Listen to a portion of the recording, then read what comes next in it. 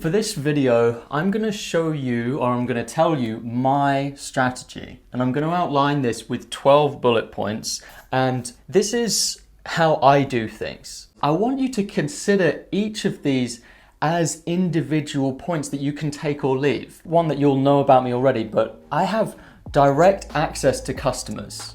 I've invested a lot of hours in social media, but the way I see it is this is me having direct access to customers. In many circles in animation, in illustration, you're taught to seek out an agent, and the agent is going to be the one that solves all of your problems. Once you get yourself an agent, you'll never have to worry about talking to a client ever again.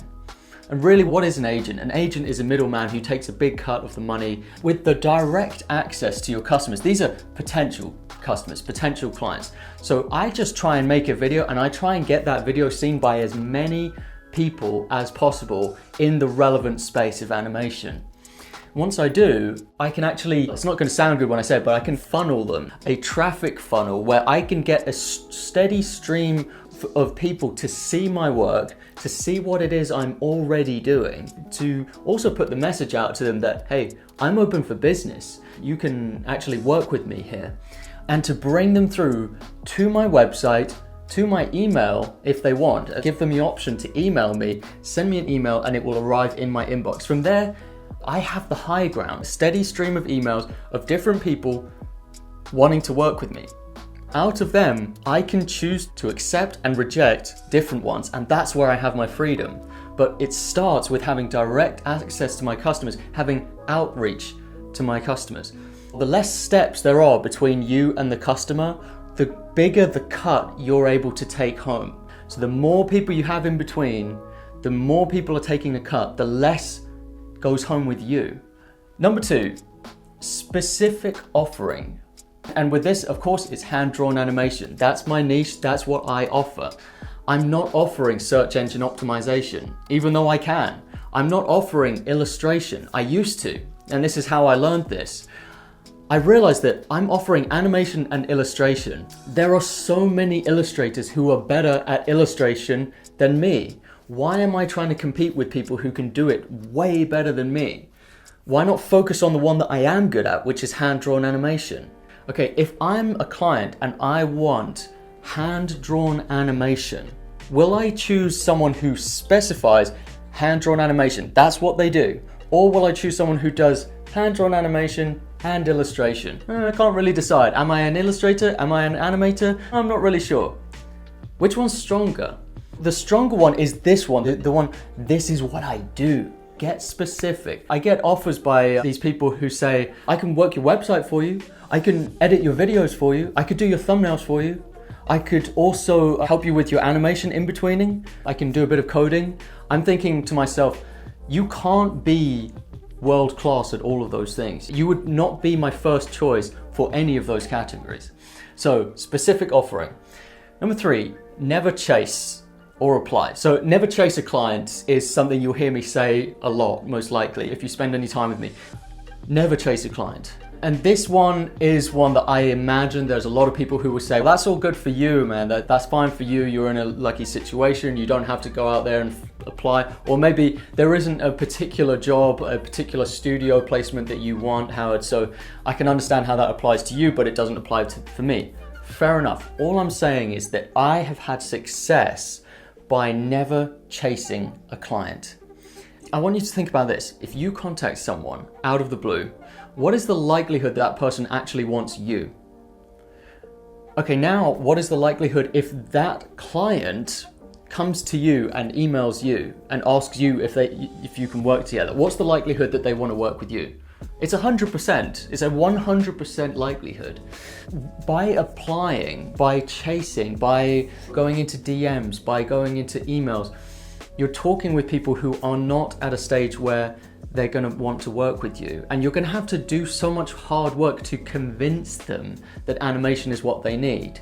Unless you do a kind of spam outreach thing, which is what a lot of people do. The spamming approach can work, but Is it something that you should be spending your time doing as an animator? Now this is going to upset a lot of people because a lot of people, their dream is to be an animator at A1 Pictures, Kyoto Animations or Disney or DreamWorks. It's been their lifelong ambition. Fair enough. If it's your lifelong ambition and that's your end goal, consider why don't you try and make it as a bigger goal to get so good at animation by focusing on animation, by animating all the time, that those studios actually contact you. And this is a really amazing thing when it happens. One more point. I treat my business like I treat dating. So with dating, the most unappealing thing you can do is be needy. Asking them again and again, oh, when will you go out with me? Why not be the one exclusive? Hard to get, playing hard to get, right? It works in business just as well as it works in romance and relationships. You want to be something to aspire to, something where a studio or a client can say, man, one day I'm hoping that I can book Howard for a gig. That would be really a great achievement. If we get a deal going where he can book some of his time, some of his precious time, it completely changes the dynamic around. Don't be the chaser, because the power dynamic is never going to be in your favor if you're the one chasing. Okay, make showreel worthy animations. I always am thinking of this. I'm always questioning, is this project that I'm being pitched, is it showreel worthy? So, put simply, showreel worthy means you would be proud to have it in your portfolio, in your showreel. All right, is it going to be one of those highlight reel pieces of animation? And if it isn't, really consider whether it's a good commission for you to take on in the first place. We're always trying to make better and better animations because our pay, like what we get paid, goes hand in hand with how good we can make our animations, how unique, how spectacular those animations can be, how valuable they are. We're trying to craft a valuable skill and service and product for our clients. It doesn't always succeed. And of course, in films, there are always those shots that are just your standard shots. But I want you to think, and when you visualize the project for the client, are you seeing certain moments in there that you think, wow, that would look great in my showreel? That would really elevate my business in the eyes of other people. Okay, number 5, no two-timing clients. If I'm working on the project, if it's my hand doing the drawing, if it's my mind that's thinking of everything, I don't like to two-time on clients. I don't like to have multiple clients going at the same time because my attention is divided. If your attention is divided, you're probably not giving your best to either of those clients. And it's about making a showreel worthy animation. Instead, I say, I will book you in for this day. If you can wait that long, and it could be months ahead. Sometimes I tell clients like 6 months from now, I'm gonna be free. But until then, I don't have a spot open for you. Can you wait that long? And a lot of the time, the client says, I'm sorry, we can't wait that long. Our deadline is 2 months from now or 1 month from now. And I say, best of luck with that. I hope you find someone for animating that. And I think to myself secretly, 1 month deadline? You're not gonna find anyone for that. But anyway, I'm thinking that in my head, but I say, okay, I wish you the best of luck, but I'm afraid I can't because I'm focused on one project at a time. This is one of those simple things you can do, a simple rule you can have in place to ensure that you're giving it your very best, that you have top quality, that you're bringing your top quality to the table, unless it's a collab. Now, if you're changing the nature of your business to more of an agency, which is what I do from time to time, I hire on animators and then I get those animators to work for my clients, and then I find that actually it's not that much that I actually have to do a lot of the time. Like I will do quite a lot in post-production perhaps, in just to get it to that level of polish that's my standard. But if it's a collab when I'm bringing on the artists, a lot of it is a waiting game. It's waiting for the artist to be finished so I can send it. And I do see how a good producer can have multiple projects going at a time if they are very mindful of scheduling. You always have to be careful when two-timing your clients, especially if you're soloing it on your own for a project. Number 6, strive for abundance. Whenever an animator, I've found, steps into the space of business and is giving business advice and business talks, I always wince at them when they talk about how they calculate what they're charging. And it goes a little something like this. I calculated how much money I needed for rent from month to month, and then I calculated how much I needed in food expenditure, and that's what I charged the client. And I'm thinking, oh wow, you really are not interested in growing your business at all. You're not interested in growing your capital, your finance. No, that is the baseline just to break even. That is just to survive. That's treading water. You don't want to just survive. It's dangerous to just want to survive. There are so many different factors that can put you out of business in seconds if that's your goal. Abundance is security.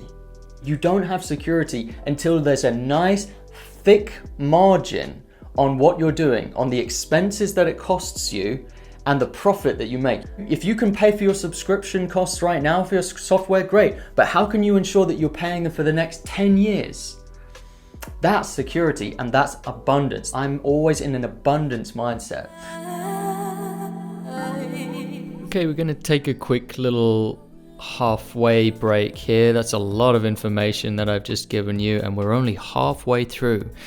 This lecture is actually a lecture from within my Turning Pro course, which is about 20 days from launching as of this video.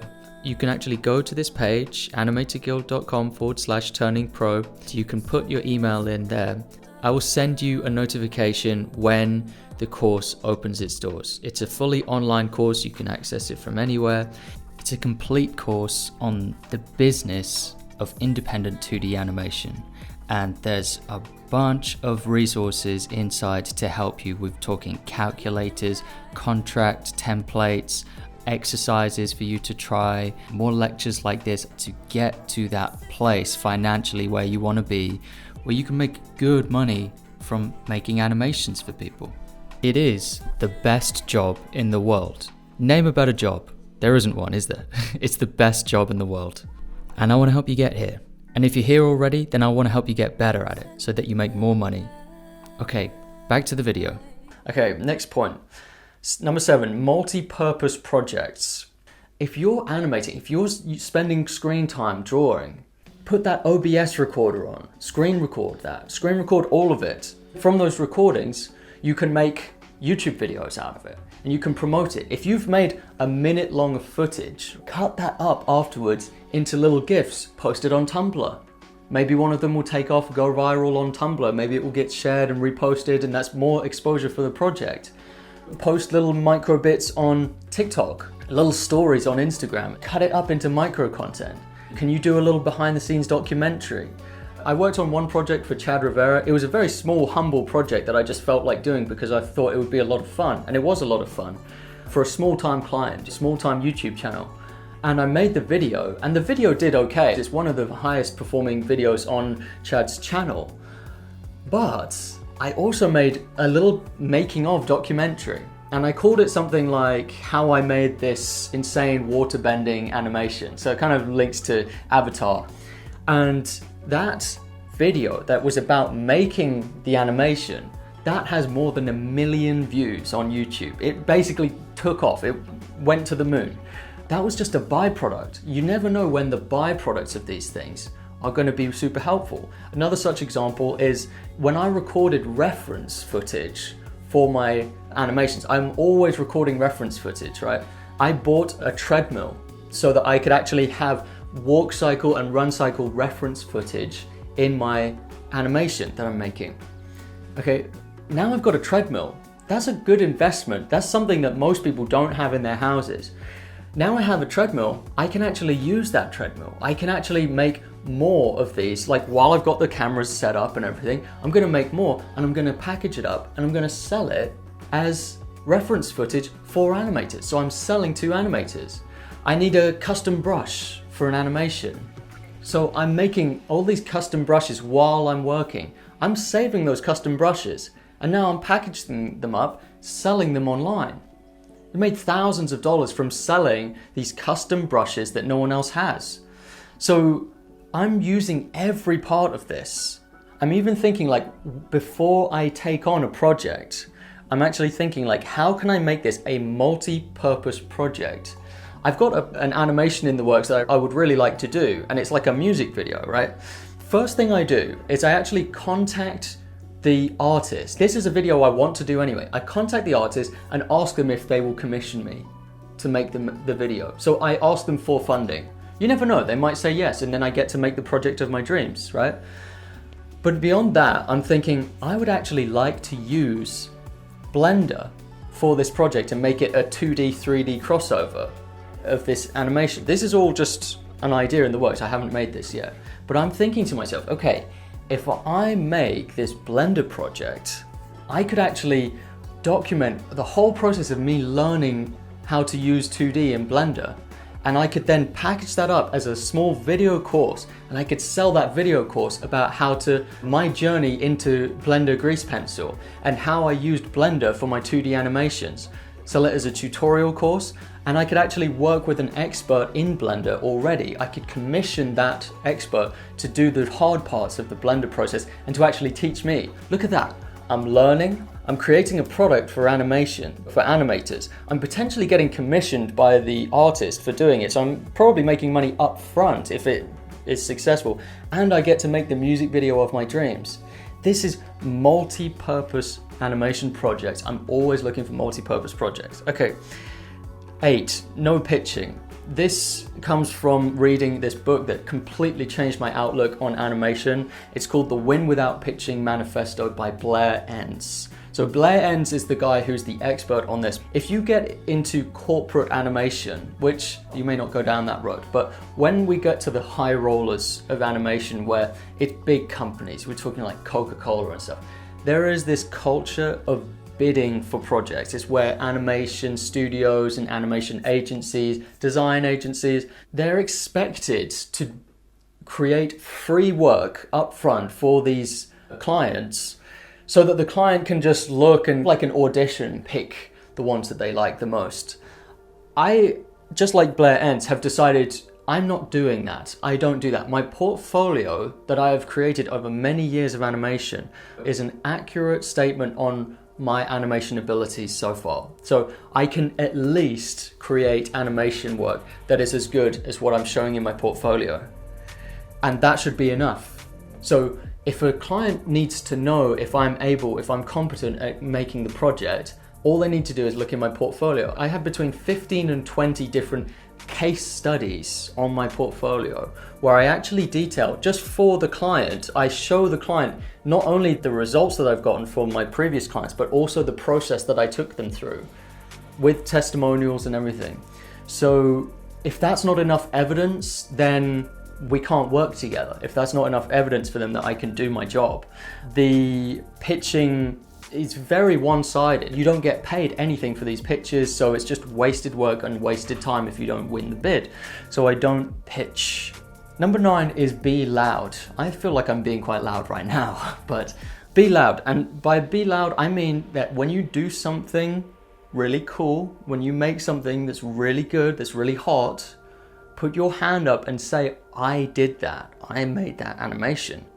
And this can be difficult for introverts, and a lot of animators are introverts. That's why they're animators and they're not actors, or they're not in front of the camera.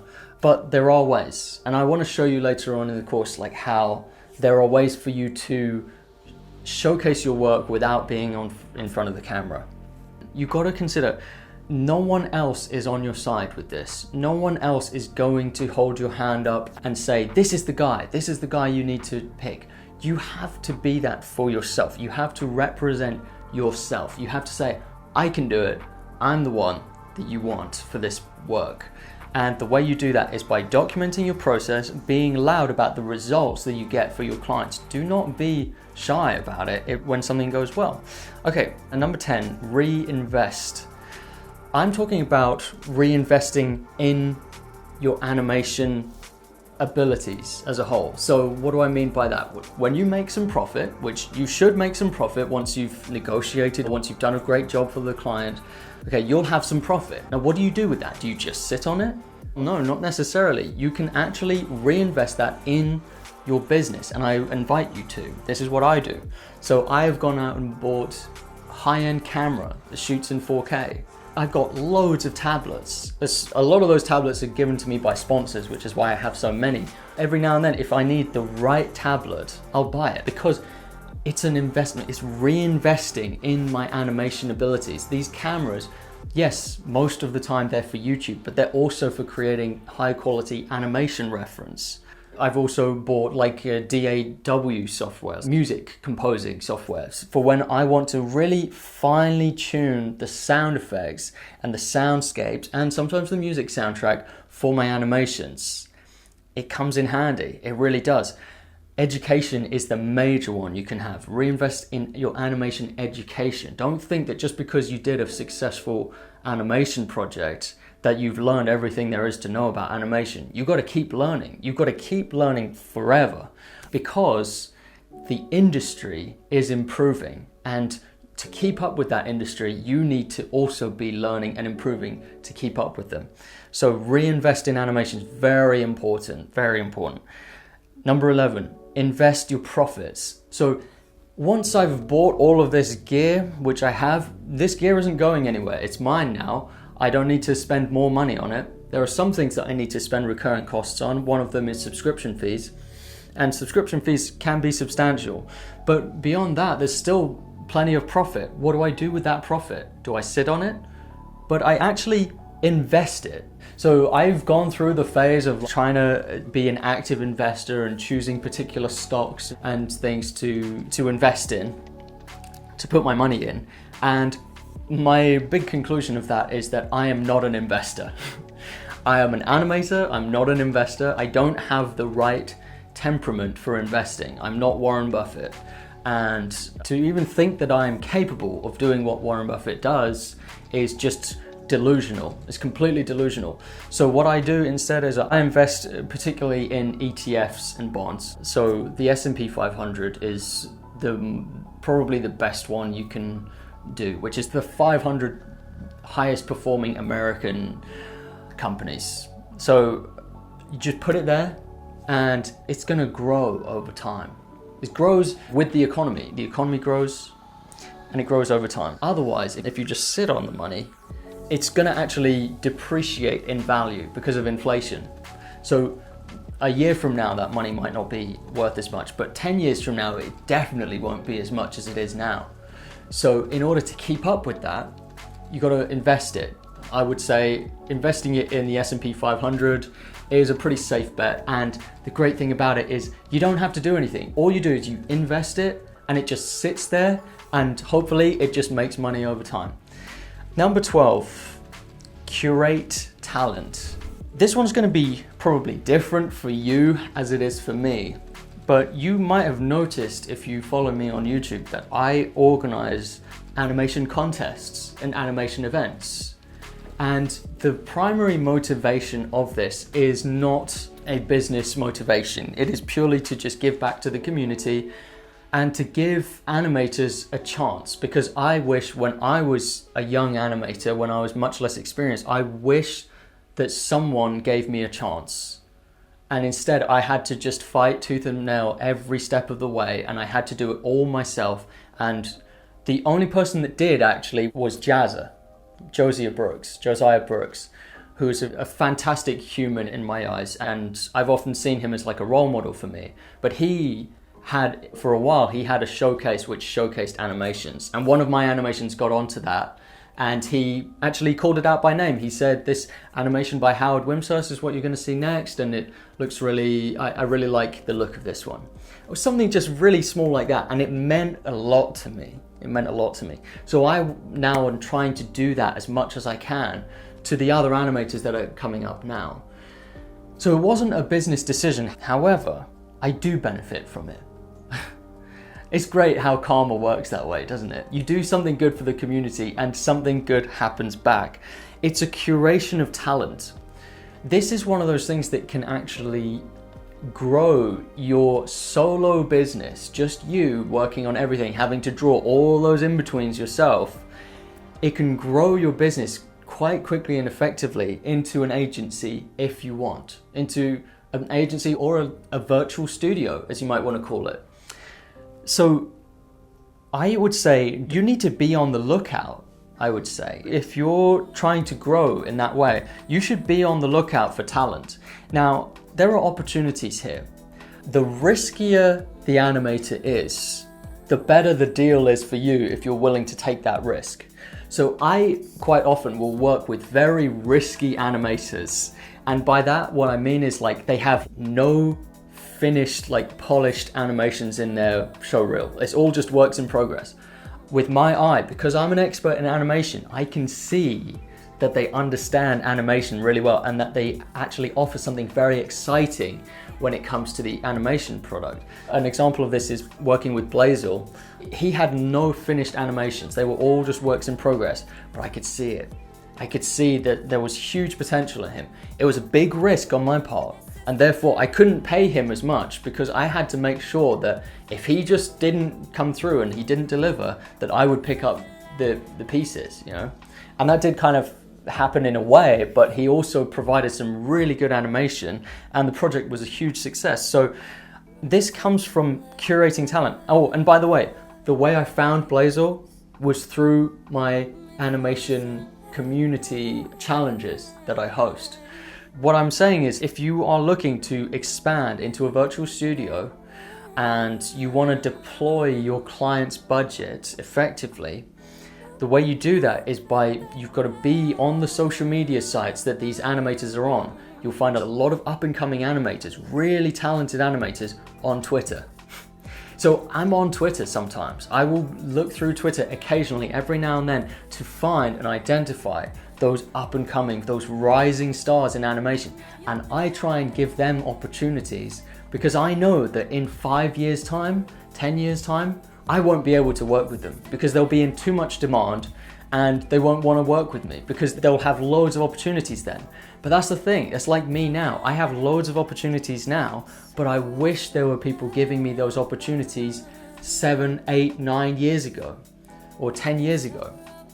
It's helping them and it's also helping you because you grow your network, curate that talent, keep a contact list. I've got spreadsheets of animators that I know I can call up and ask them to work on a project.